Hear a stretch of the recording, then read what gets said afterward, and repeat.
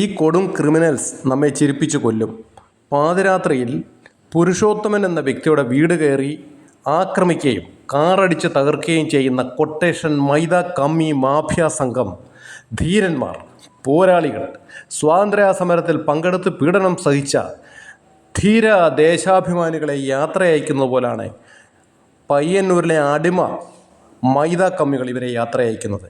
ഇവന്മാർ തന്നെയാണ് ഈ കൊട്ടേഷൻ മാടമ്പി പാർട്ടി മുതലാളിമാരുടെ ഏറ്റവും വലിയ മൂലധനം.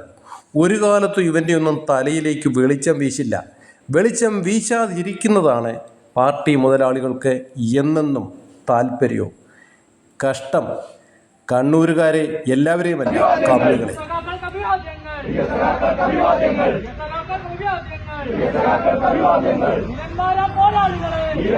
പോരാളികളെ